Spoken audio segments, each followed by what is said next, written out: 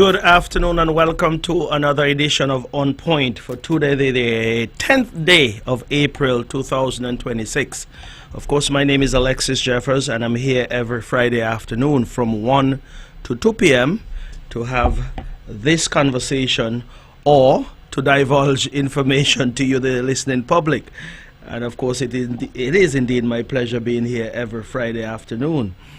And so as we start off this afternoon, we normally would have a set format, so to speak. So let me say good afternoon to the folks who are listening to this program up there in the St. James area and stretching from the bottom of Zion Hill all the way up to a Fountain and then down into Jones Estate area. That's the full extent of the St. James constituency. And while I'm in St. James, let me say good afternoon to my friend up there in Barnaby, Mrs. Violet Perkins, or Baby as we'll call her. And Baby, it was so good seeing you in church on Sunday. Sunday was Easter Sunday, so at least it was, rather fitting occasion to come to church. But I know you follow the church service on a Sunday via the YouTube or whatever social media platform the church uses. So it was good to see you. And of course, I want to say that it is a blessing for us to have you with us at all times. I want to say good afternoon to everyone else up there in St. James. I can't call everyone's name, but those of you who righteously follow this program, whether you're down the range, up in Fountain, whether you're down in Newcastle, Nisbet Settlement, wherever you are, I say good afternoon to all of you. And of course, all of the other parishes here on the island of Nevis, St. Thomas Parish, St. Paul's, St. John's, St. George Parish, all of you who are in tune this afternoon, welcome. I also want to go beyond the shores of Nevis and say good afternoon to folks who are listening down there in St. Kitts. And while I'm in St. Kitts, let me say I was there, well, last evening, yes, but also last Saturday, and I went down to Black Rock and ran into a few persons, but one particular person told me that she listens to Von Radio righteously, meaning from the start of programming at 6 in the morning, she gets the early morning program that is done by Weber Herbert, and she can tell me all that is said on that program, or most of what is said, that is. And she did say whether she is in the Federation or in New York, wherever she is, she's always tuned in and follow the programming here on Von Radio. And not surprisingly, she did say that she listened to On Point as well. You see, sometimes when we have these programming, we think that, maybe some persons are listening, maybe not. But people are listening, and that is the important thing. And speaking of, and I believe I have this correct, I didn't write down her name, but I believe it's Mrs. Cox or Miss Cox. If I am incorrect with that, I know next time I go down there, she will correct me accordingly. But I believe her name is Miss Cox. But anyway, it is obvious that she follows the programming here on Von Radio. She was able to call all of the announcers' names along with the general manager as well. So I know for sure Von Radio is definitely being listened to. Some may say otherwise, but Von Radio has its own niche, so to speak, in the broadcast landscape. I also want to go beyond St. Kitts and say good afternoon to the neighboring islands, Sabre, Statia, French and Dutch St. Martin, the U.S. and British Virgin Islands, Puerto Rico, and also south of us, Antigua, Barbuda, and all the way down into South America, Guyana, for example, where we have quite a number. Nevis is like a melting pot now because we have quite a number of persons from those islands and countries who have come to Nevis, and they've come here because the opportunities are there. There was a point in time when all people left Nevis to go abroad, let's say to the U.S. and British Virgin Islands, to St. Martin, and as a matter of fact, I can say many of our men left here back in the day, way back in the 50s and 60s, and went off to Santo Domingo. And of course, they would have gone there to work in the cane field and what's not. So we have been an island that would have seen some migration, but now we are seeing the reverse happening because there are opportunities here on the island of Nevis for one and all, for locals who are born and raised here, people who reside here and persons who are coming. And we say welcome to one and all. All we ask is that you take care of this island as we have tried to do over the years.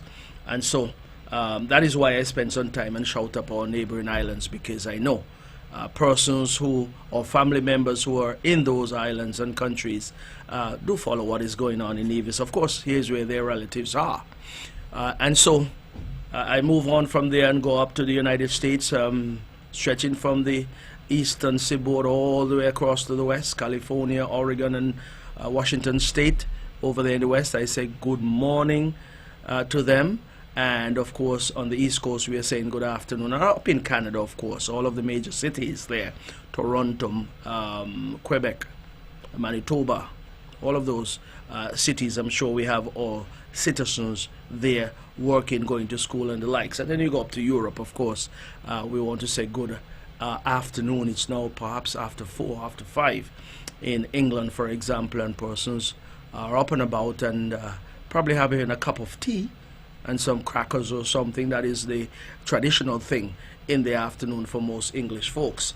So while you're enjoying your cup of tea, I want to be a part of your household by, being there in terms of via the airwaves and saying good afternoon to you, and then move on to the Republic of China, Taiwan, where we have quite a number of nationals there going to school.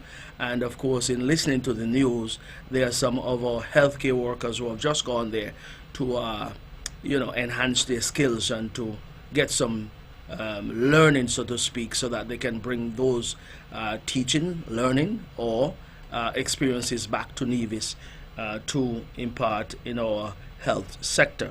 So that takes care of the usual greetings that we'll start with. And now we go on to something else. Of course, we normally would want to, at this point in time in the show, express condolences to all of the grieving families out there. Indeed, one particular family I want to recognize, and that is the family of Aretha Liebert from up there in Fountain. And for those of you who don't know Aretha, she is the mother of Don Liebert. We used to call him Old Dog some time ago. Yeah, I don't think he wanted to be called that anymore. And I'm sorry, Don. But just to be clear as to who Aretha is and who she's connected to. And of course, Mrs. Hicks up there in Whitehall is a daughter. First name is evading me now. But anyway, and of course, those of us who know Claristine Pemberton works over there at the Combombay Health Center.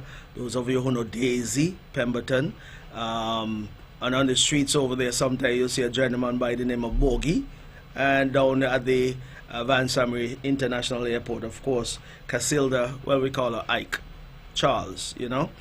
Those are her siblings. And indeed, those of you who know Clive Pemberton and Renita Pemberton, of course, Aretha would have been their aunt. So it's a large family. And of course, there are some family members in Charleston as well. But anyway, I want to express sympathies to the entire family of Aretha Liebert. Aretha was a quiet lady, and many of you would not know her per se, because she was not one who was always out in the general public and one who was boisterous in any way. But of course, she would have been someone who was a family-oriented person and would have raised her children, would have been a good member of the community. And up there in Fountain, I know the Fountain community is grieving once again on the loss of a community member.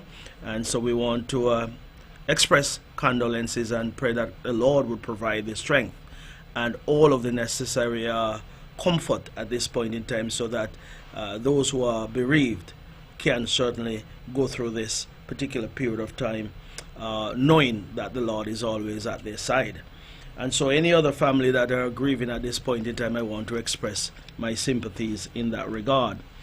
And so we'll move on from there, and indeed we'll go on to what we consider to be a bit more happy time, really, because while persons are grieving and there are challenges in that regard, there are persons who are celebrating as well, whether celebrating a birthday, celebrating an anniversary, or some special occasion. I want to express best wishes to you.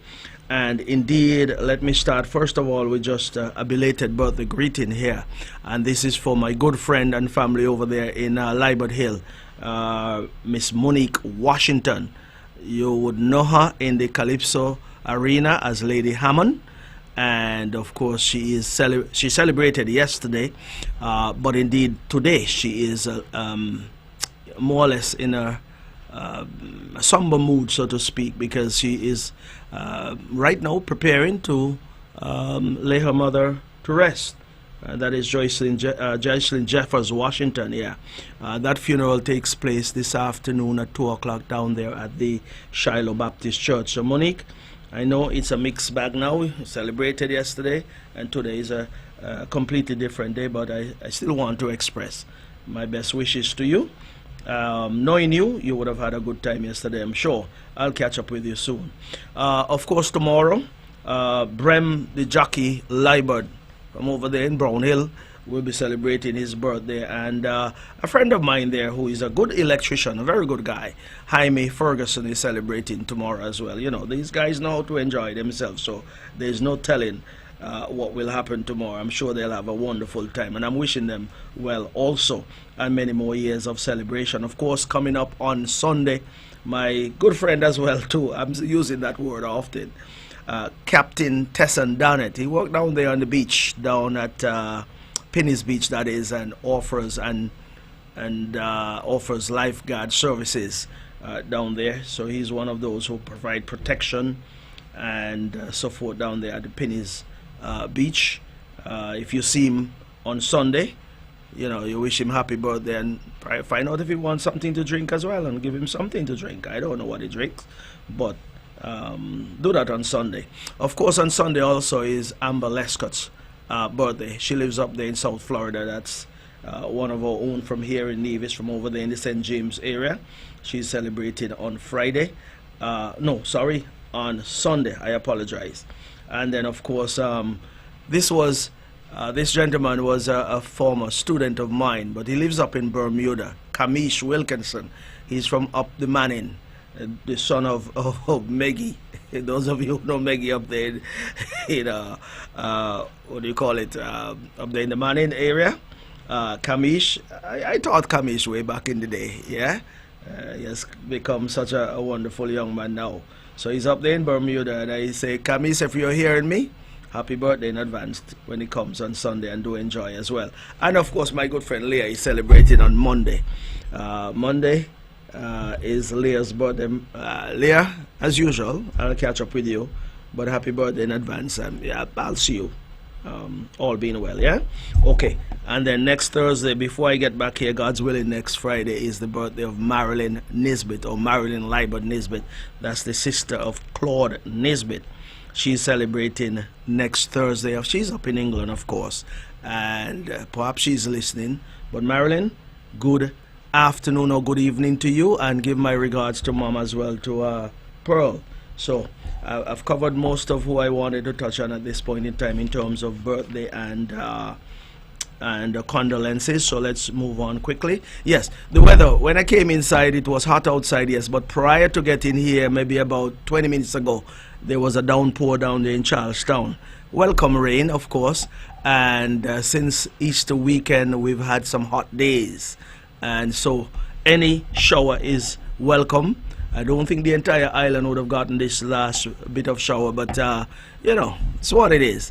We thank God for whatever blessing He bestows on us, and so we're looking forward to perhaps next week, when the advanced weather reports suggest that there might be some rain next week, and if it comes, it will be welcome, because the farmers are waiting for some rain and would love to get some rain, and of course all of our plants at home and the lawn and everything could do well with some rain. We don't want to utilize the public water. The heavenly showers make a big difference in every regard. Yeah. Okay, so let's move on from there. Let's keep our fingers crossed on that one. The Uwali Water Taxi Facility, of course, normally at the end or the start of new month, I would provide some data to show where we're heading in terms of the data that we get from the Uwali Water Taxi Facility, and so I normally would like to keep persons updated and to say the numbers continue to grow. over and above same time last year, for example. And this is very pleasing, because every time we quote this bit of data, it suggests that yes, the investment has paid off and continue to pay off, and will in the future continue to do so, because more and more persons are using that particular facility. There was a point in time when, you know, you get on a boat in Charlestown and spend 45 minutes, in some cases perhaps an hour, to get from Charlestown to Basse-Terre. These days, the way people are moving, people want to get there as quick as possible. And so that is why this particular mode of transportation has become the choice for many Nevisians and Keditians, and also visitors as well, because there are persons who come in on those cruise ships in Basse-Terre, and of course they would come over for a day trip, which means they come over, and by the time it gets to 3 o'clock, they'll probably come over, let's say at 9:30, and when it comes to 3 o'clock, they're back on their way to St. Kitts. They would have gotten in 2 islands on one visit. And so it is always a good thing to provide those means of connection and connectivity, and that's what the Wally Water Taxi has provided over the years. And so the dividends are being paid and the returns are there, because based on what I'm showing here, 32,499 passengers would have used the facility during the month of March. The month of March, yes. And so last year, March, just about 28,724 passengers would have used that facility. So a little short of 15% increase. Those are phenomenal numbers, in my opinion. And every passenger, unless they're traveling for free, is a revenue generating passenger. And so everybody connected to, or every institution connected to that facility would see some returns, whether it's the boat operators, NASPA themselves, whether they're restaurants and bars and guest houses and taxi operators, or persons providing amenities such as excursion around the island or hiking trips or whatever the case might be. Everyone would see some returns from these particular passengers who come. Man, even if you're just returning home, you have to pay something. The boat, somebody has to be paid. So everyone makes some money out of that particular facility, and that's why we said it is one of the most recent and the best and most impactful revenue generating investment that this Nevis Island administration under the CCM would have made over the last couple of years. And so if we were to continue with the tally that we've been keeping up until the end of February, what I'm showing here, we had a passenger movement of just about 1,470,358 passengers. Now we add the addition of March, 32,499 passengers. We are now up to 1,502,857 passengers. So we are now at the 1.5 million mark. And these are significant accomplishment and milestones, so it is worth mentioning we are now at 1.5 million, and we've been keeping the data since May of 2019 up until this present time. And of course, some may like what I'm saying, some may not, but that's okay. I'll keep talking about it, because why? When the concerned citizens movement would have thought about this particular project, it was done to enhance connectivity and passenger movement between both islands, and indeed we would have gotten quite a number of negatives coming from those who oppose the project, which that is normal in the political landscape here on the island of Nevis. No matter what the concerned citizens movement comes up with in terms of a development or project, it is opposed by those on the opposing bench, and so it is nothing new. And so we came up with this project because we figure that it is a project that can be transformational in many ways, and it has turned out to be that way. And so based on that, we understood what we were heading into and what we are hoping to accomplish.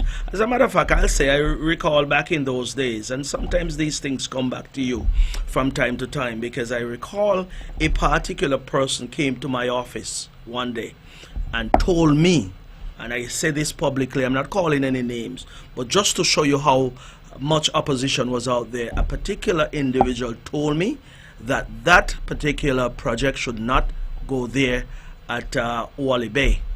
As a matter of fact, the person did say that project will be built over her dead body.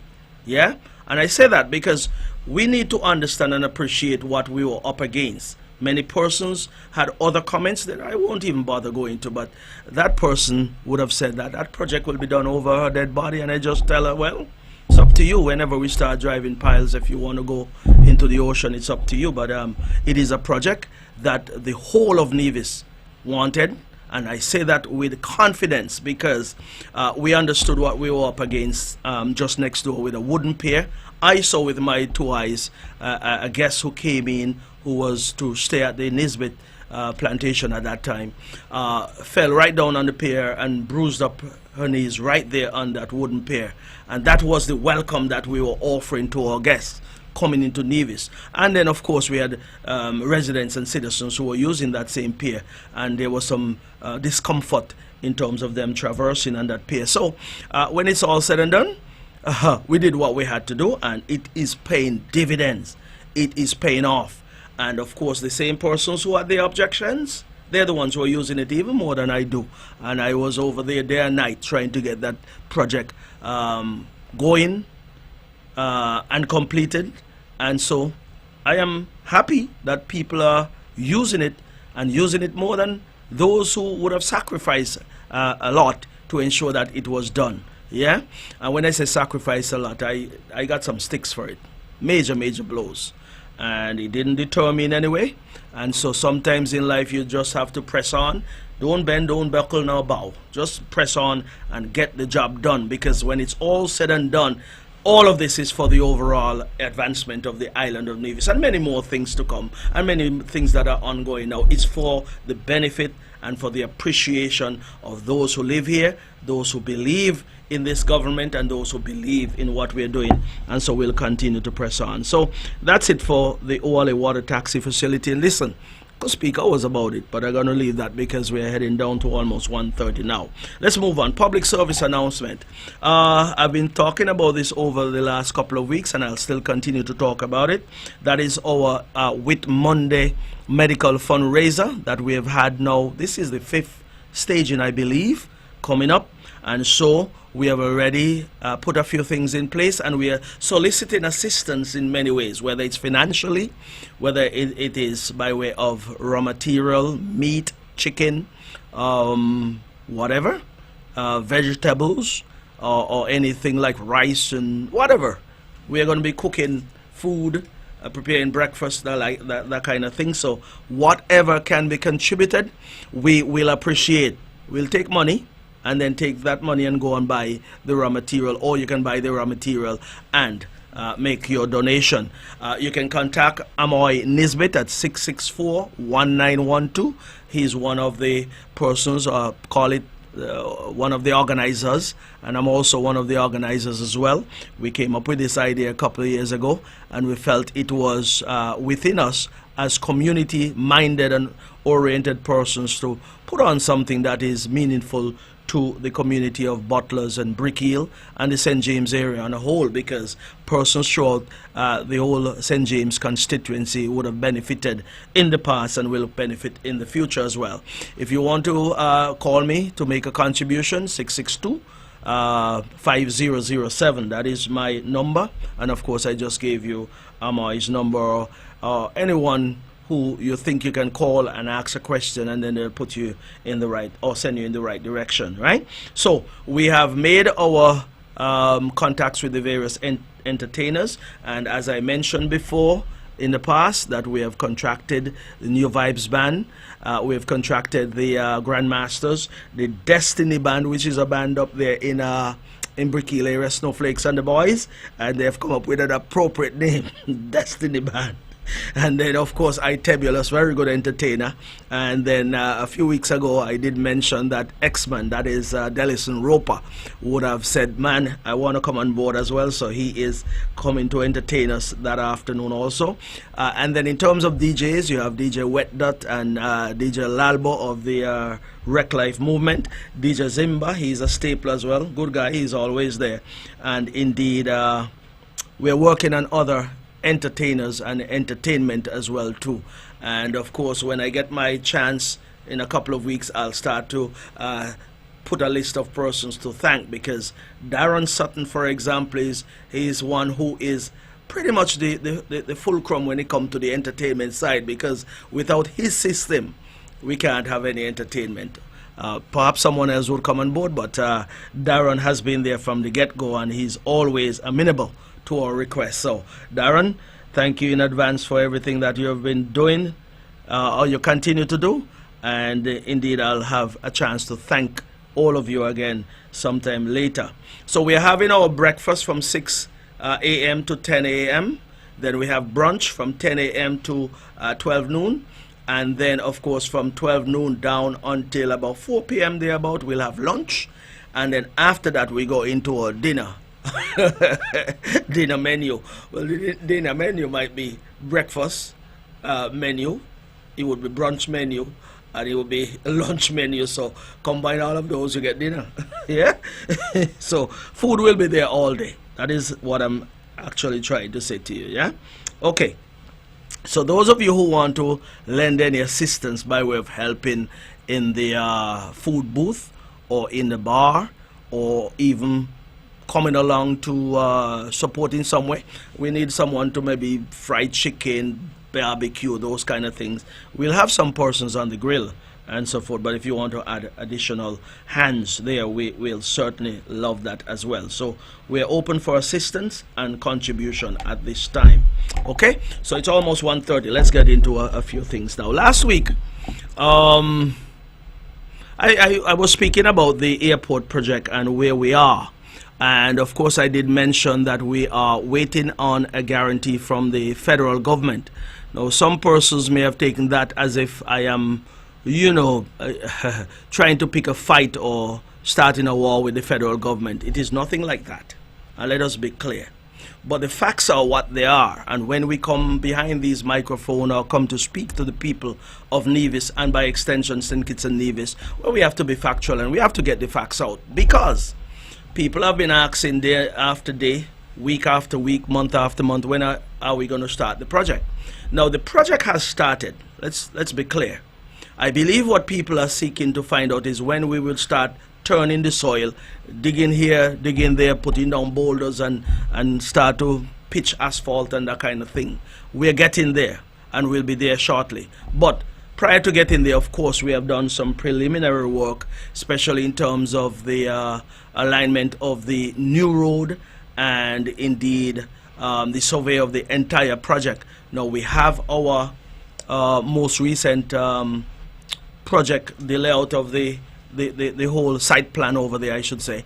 All that have been updated in recent times, and we have all that. So we're getting there, but keep in mind, all these things have to be done before you start turning any soil. But I did mention last week that we have been waiting for some months for a guarantee of the loan that has been approved. Let me be clear.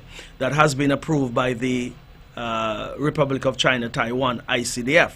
And that is a loan of just about 19.2 million US dollars, or in EC we can say about 53 million EC dollars. And the reason why I mentioned that last week is because, yes, we would want to press on with developments in Nevis, but of course there are various development that we planned to execute that needs the assistance by way of a guarantee from the federal government. We're not seeking any monies for these particular projects from the federal government, but that guarantee is needed.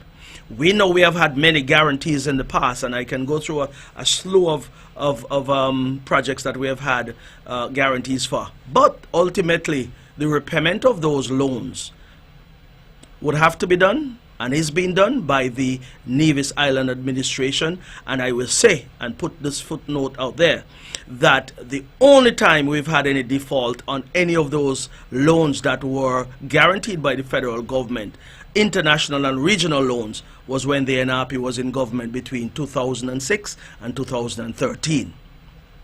Put that period aside. Prior to 2006, the CCM would have had guarantees from the federal government, and those loans were paid. After 2013, or after 2000, or come 2013, the CCM would have had guarantees, and those loans are being paid. So we have been a responsible party in government when it comes to paying our loans. And so this particular guarantee, well, you ask why? Why haven't we gotten this guarantee up to this point in time? I have heard some things such as this loan, they claim, or some have claimed, will put the debt to GDP ratio beyond the 60% threshold that is mandated or that is prescribed by the IMF and World Bank. Now I say, to that I say this, I hear that. But there are certain types of development, infrastructural development, that in terms of the short term, it may seem like you're adding to the debt, but the long-term returns in terms of revenue generation will certainly be there to pay down that debt too. Yeah? So what I'm looking at now, it's obvious that that rule may be seen by some as being a hard and fast rule. But I'll also say further that perhaps St. Kitts Nevis can be looked at as a different type of country than perhaps Antigua and Barbuda, where you have Antigua and Barbuda is a unitary state, we are a federation. We are unique in many ways, and so the circumstances in this federation can be looked at in a different way and could be looked at as being unique in some way. What I mean by that is that if we look and tie St. Kitts Nevis together at all times, it therefore means that development may very well take place in St. Kitts, because if St. Kitts have something to do, no debt to GDP ratio is going to stop them. I do not believe so. And I'll tell you why I say that.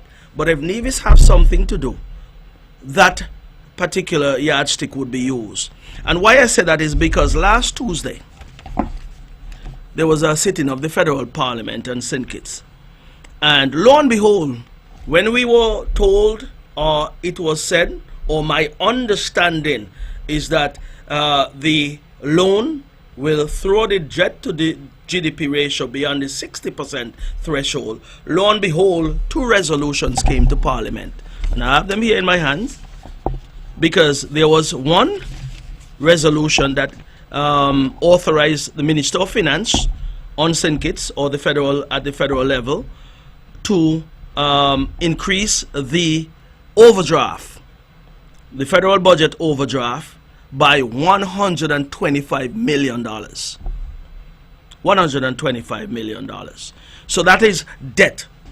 If you're going to increase the overdraft, you're not going to increase it just to say you have some space, but the space is created to spend money. So that is $125 million. The next resolution gave and authorized the Minister of Finance at the federal level to issue treasury bills in the sum of $300 million. That is raising monies to cover current requirements. Yeah?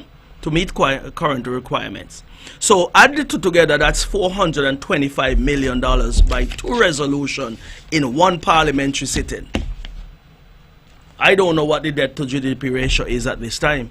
I believe it might be somewhere around 60%, but this certainly will throw it up beyond 60%. Yeah? And so, if the argument is being made that guarantees have been given for geothermal and for geothermal and also what else?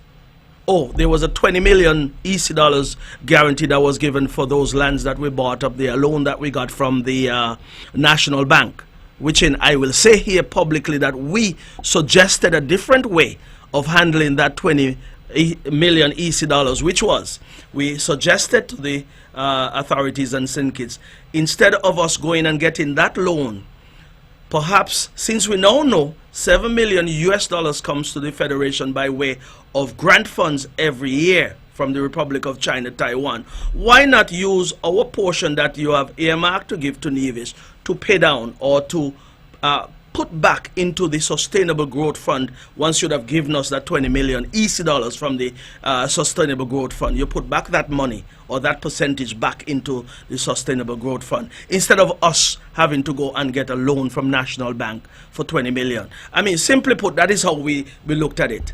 I mean, it's just a recommendation. It was not accepted by those on the other side, but that's fine. So that loan was guaranteed that we got from the National Bank.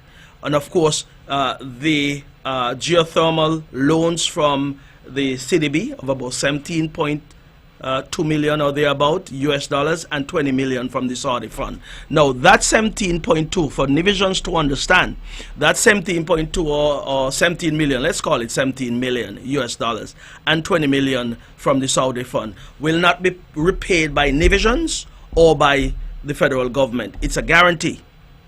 And so whomever it is who eventually become the developer of the resource will have to take on that debt and repay. So that would form part of their debt.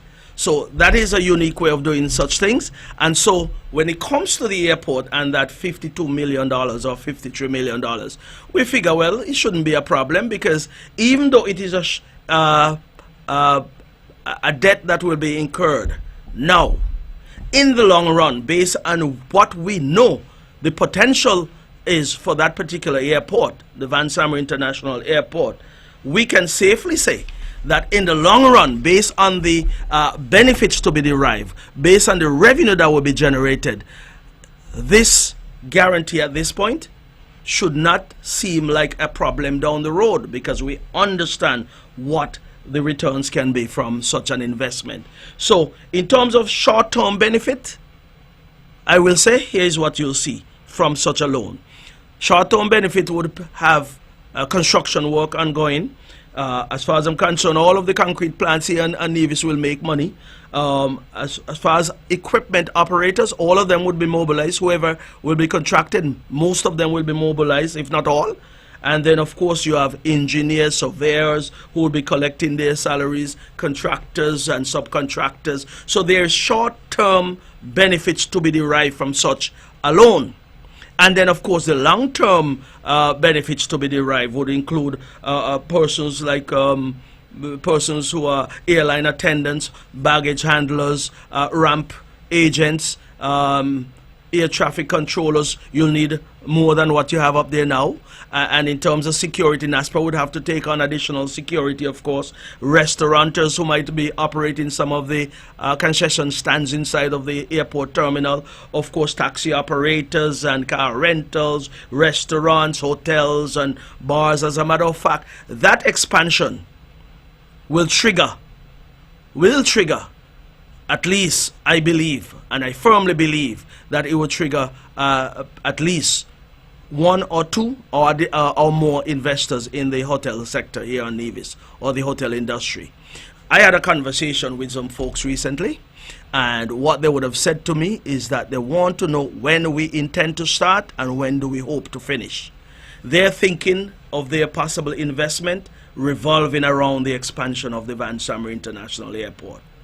One of them said to me that they are surprised that the Four Seasons have survived this long, in terms of having to bring persons through various islands or various neighboring islands to come to their resort, and then in most cases taking a boat over to Nevis. And I know for a fact that there must be persons out there who, when they're told where you have to go to get to Nevis, even though we are the most beautiful island in the Caribbean, some of them are dissuaded from coming because of the different points that they have to go to get to Nevis. And I say that because at a time when you have, let's say, spring break, where families travel, you have young children to move with, maybe 3, 4, husband and wife, for example, it becomes a challenge. The elderly who travel to the island as well have a challenge as well too. And so when we were able to get passengers out of Puerto Rico on the American Eagle to Nevis, that's when we had 4 flights per day. One leave at 7 in the morning, come back at about midday thereabout, or 1 o'clock, and then left. So you have leaving in the morning, come in at 1 o'clock, leave at 2, and then come back at 5 in the afternoon. And every time that plane or that aircraft came and went, it came full and left full. People were using the service. Because what? It was a direct flight from the US to Nevis. And that is why we're saying with this particular planned expansion, we're seeking to bring direct flights out of Miami, perhaps Atlanta, Washington, all the way up to as far as Boston, to Nevis from the US mainland, right? So when it's all said and done, there are lots of upside to this particular development. As a matter of fact, I was given some long-term benefits, and I haven't exhausted my list. I have not exhausted my list because, of course, you have departure tax to be paid. You have taxes from the tickets that will be sold. You have landing fees, lighting fees, navigational fees, the sale of jet fuel, avgas, all those are means of generating revenue and taxes over there at the Van Summer International Airport. So every airport I know, maybe there may be one or two out there that are losing money, but every airport I know make money.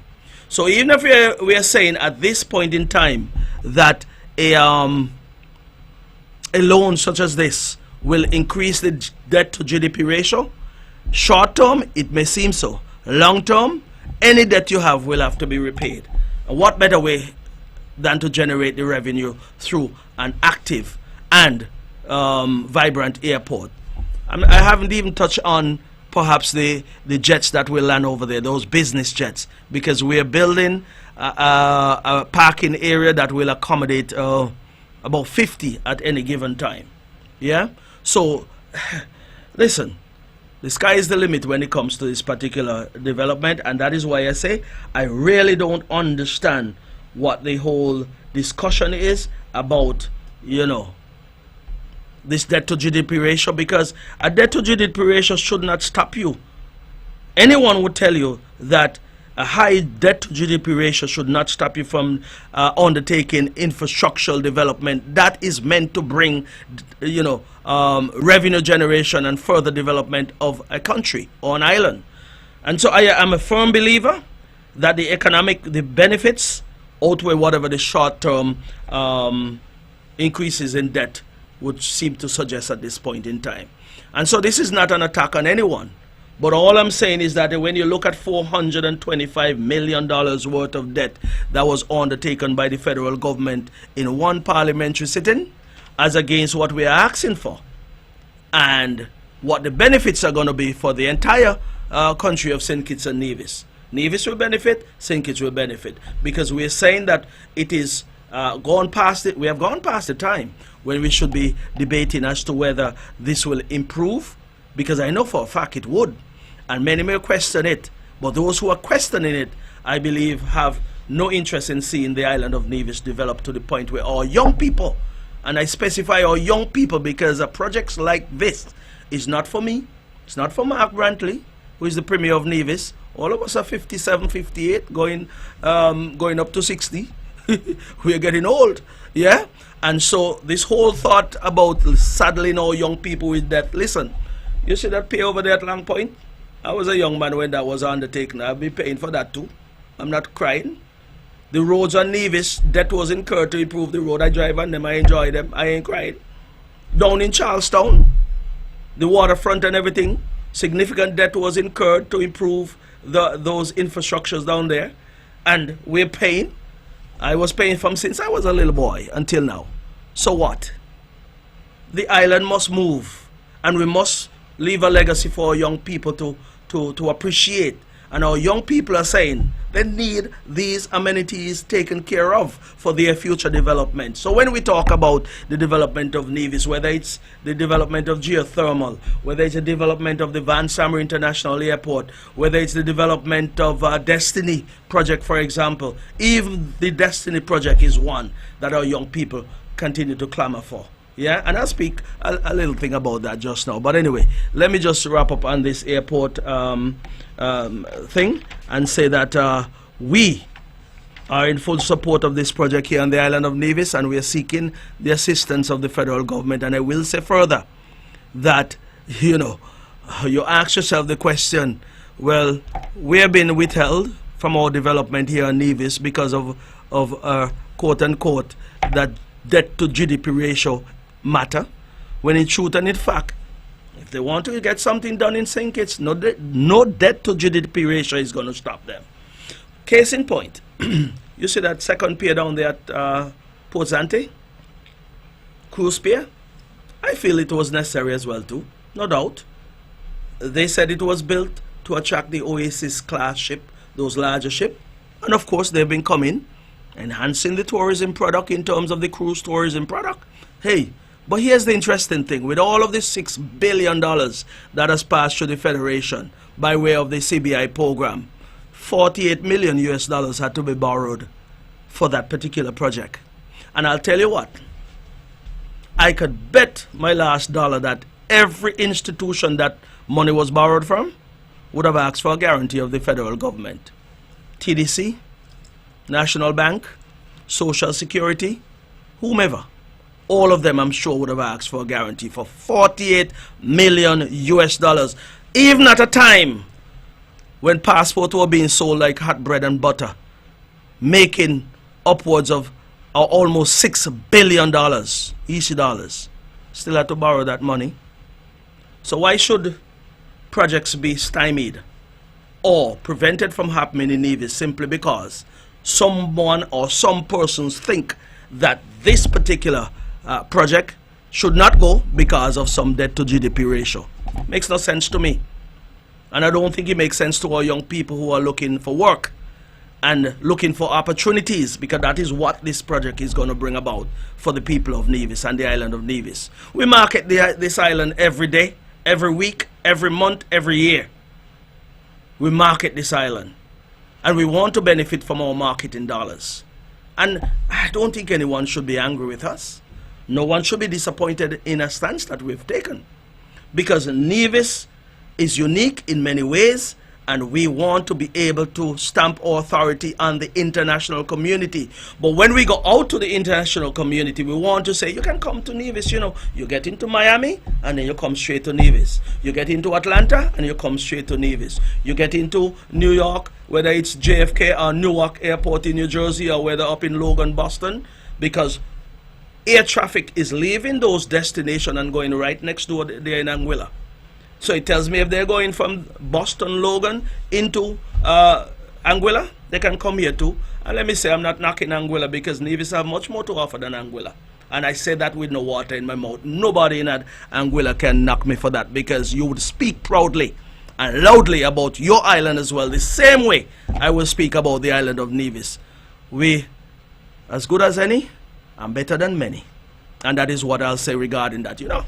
I'll leave the airport for now. But all I'm saying, we are waiting, and we can't wait for much longer.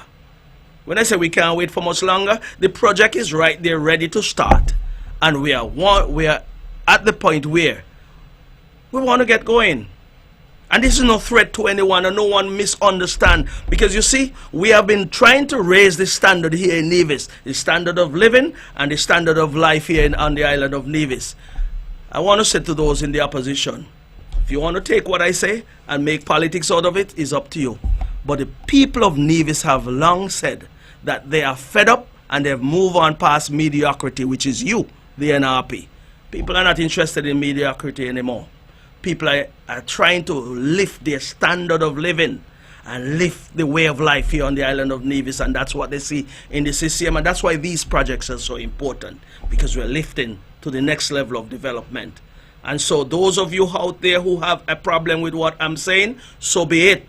Because the same way we lifted the standard over there at Wally, the same way we lifted the standard over here at the Mundo Track. And while I'm that, I almost forgot to mention that I think his name is Kimali Newton would have gotten the lone medal for the Federation of St. Kitts and Nevis at the recently completed Carifta Games. I believe they were held down there in Grenada.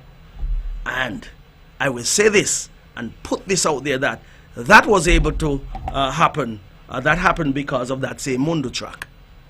That same Mundo Track where we lifted the standards here on the island of Nevis. and we shun and put away mediocrity, the mediocrity of running on grass down there at the E.T. Willett Park. Yeah? We moved out of the E.T. Willett Park and we went over to the Mundo track. The same Mundo track that the NRP say, oh, flies are going to dip in people's food and all sort of nonsense was said. But we know for a fact, and we can speak with some certainty, that that Mundo track has brought about a resurgence in athletics here on the island of Nevis. Our students are going all over the place. They're going to the United States, they're going to Jamaica, they're going all over the place for training. And the interest is there simply because the facility has been provided, and that comfort, that level of comfort that the people, or the young people are looking for, they're getting it right here at the Mundo track. And so they talk about the stadium will come, but I mentioned to someone the other day that if you have $10 million to build a stadium, which is what I believe it costs, based on the preliminary numbers that we would have gotten, as against building that road over there in St. James from Camps up to Mount Lily, over to Fountain, down to Westbury, which costs just about $12 million thereabout, give or take. If you're given those two projects, this stadium as against the road, I will always say to the Nevis Island administration, go and build that road. And I think that's what the thinking is at this point in time. Sometimes you have what is called repurposing of funds, yeah? So if you have some monies earmarked for something and something is more important, then you repurpose those funds for that. And that is why I am a big believer in ensuring that we can get that road network done, as against putting on a stadium over there for now. And that is not to say that that should not be done. But I'm telling you, there are certain projects here on the island that will have to be given some attention and importance based on the limited resources that are available. Okay, so moving right along. Okay, a youngster called me this morning. And you know the young people talk, you know, he say, the boss, you listen to the NRP town hall meeting last night? I said, no, I went to St. Kitts to watch some cricket and came back tired and I went into my bed. Well, he said, you didn't miss anything. Don't worry, boss, you didn't miss anything. But he pointed out a few things to me that is important to mention. And sometimes you hear these conversations and you can leave them, but sometimes you can, you know, repeat them to some extent, because within those conversations that you have with our young people, you know, they're paying attention, you know. They're listening, and they're observing, and they make their comments. They may not make their comments as loud as the few out there who are making a lot of noise. They may not be in social media making noise, but for sure, this young gentleman would have called me, and I said I didn't listen, but he was relating a few things to me. And you know, first and foremost, he said, listen, he looked at the persons on the platform last night at the podium, or on the stage, or whatever they had over there. And he said, I looked at them. I looked at the representative for St. James. And I said, these people are bashing the projects here that are supposedly on the horizon to come. And I say supposedly because we're still waiting for approvals. Huh? So these people are bashing these projects. But I look at the representative for St. James. And the gentleman said, from what I know, she is going to be 65 in a few months.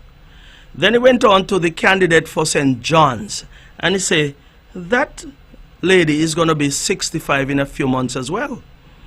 Then he went on to a gentleman who was there, who was beaten by Mark Brantley back in 2020, I believe, federal election, by over 550 votes plus. I think it's 552 votes. So he's retired from the civil service and retired from politics, because Mark Brantley would have put him into retirement, yeah? So are the additional two that I just mentioned. Retired from the civil service and retired from whatever. And then he went on to the candidate for St. Thomas Parish, and he said, but this guy, from what I know, that guy don't like to work. He refused to work. He fired every work that he has had in his lifetime because he's not working at this time. But he's over there giving you know, advice and suggesting what should come from what shouldn't come. And then he said, the only one I'm not going to touch on is the candidate for St. Paul's, because at least she's working. But all the others are either retired, tired, or refuse to work, and they didn't want to work. And these are the people who are saying they don't want the destiny they say. But the young people, he said to me, the young chap, he said the young people, they're not talking to the young people. No young person on the stage of any merit per se. No young person has been contacted by them when they're talking about polls. Because the young gentleman told me 9 out of the 10 young people he speak to on a daily basis are saying, what's up with the Destiny Project, when it is going to start, how come it can't start, let's get it started. Because the young chap who I'm talking about is 27 years old, thereabout. He has 2 daughters. He has a business. And he wants to make his money to support his children and to ensure that there's a future for them. Yeah? And so he has looked at all of this and he said, all of these negatives about the airport project, about Destiny, about the racetrack, about this, about that, pure negative. He said, they can't be talking to the young people because the young people are seeking out opportunities and want these projects to be done for their own betterment. You hear me said earlier that all Long Point Pier project, for example, was built back in the 90s, late 90s, thereabout. And of course, it was meant to relieve the traffic jam that was down there in Charlestown. So that has been an improvement, lifting the standards, that is. And that is what the young people are asking for. Let us lift the standard in this island. We're done with mediocrity. All of the mediocrity that existed under the NRP, we're done with that. The young people say we're moving on. And that is why they have said that there is a level of confidence in this island in terms of confidence in the concerned citizens movement and its leadership, confidence in the economy, confidence that there is employment here for people, because I said before, people are coming. So there's confidence in that, of course, and confidence in the standard of living in Nevis. You go around to the shops and bars and you see all of our young people taking out each other in groups and buying their dinner, buying their drinks. They have spending power because of the confidence in the economy in Nevis. They even say, the young man was talking to me and told me, listen, even the crime situation is under control. Confidence there as well too. Confidence in our health here. Don't talk about infrastructure like water and electricity. All of these infrastructure, they have confidence in the leadership and confidence in the leadership, meaning the Honorable Mark Brantley and his leadership and his team. So when it comes to the confidence in this island, young people understand and they feel it. And that is why they keep clamoring, let's get these projects started so that there can be even more for all of us to benefit from here in the island of Nevis. So all of this nonsense talk, yeah? We understand. And I'm not knocking anybody because of the age, but it's obvious that if you're 65, you have more behind you than what's in front. If someone is 25, they got more in front of them than what's behind.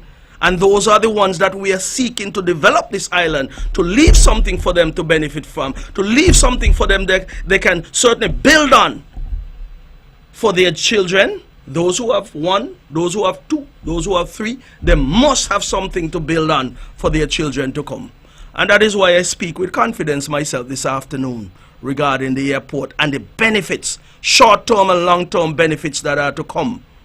And that is why I say those who have the authority to, I ask you to do what is right for the people of Nevis and by extension the Federation of St. Kitts and Nevis, because this infrastructural upgrade is going to transform air travel in the Federation of St. Kitts and Nevis. Not only Nevis, there are times when you have the FAA would come and have failing grades right up there at the airport, Van Samry International Airport.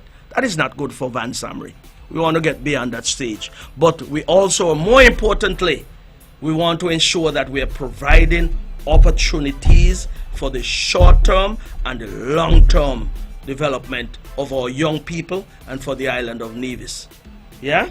Okay, ladies and gentlemen, it seems like I'm just about out of time. Yeah? What time it is? Oh, 1:59. Yeah, I'm headed to a funeral now, so let me get going so that I can pay my last respects and join the family of Monique Washington and everyone else who are grieving the loss of their mom, their sister, Joycelyn Jeffers Washington down there at the Shiloh Baptist Church. Going to go there and spend some time with them, yeah? Okay, so that has been my quota for this afternoon, and I had to finish abruptly, but time is up anyway. And I say it was indeed my pleasure being here this afternoon, as always. And so I look forward, with God's grace and blessing to be back next Friday. But in the meantime, I want to say, those of you who go to church on a Saturday, go and serve your God. Those who go on a Sunday, do likewise. Pray for this station, pray for me, pray for the leadership of the island of Nevis and the Federation of St. Kitts and Nevis, so that we can make the right decision, apply wisdom to our thinking, so that we can make the right decision for the betterment of the people and the island and country called Island of Nevis and country of St. Kitts and Nevis. May God bless you all. May God continue to bless us all, and have a safe and productive weekend. God bless you.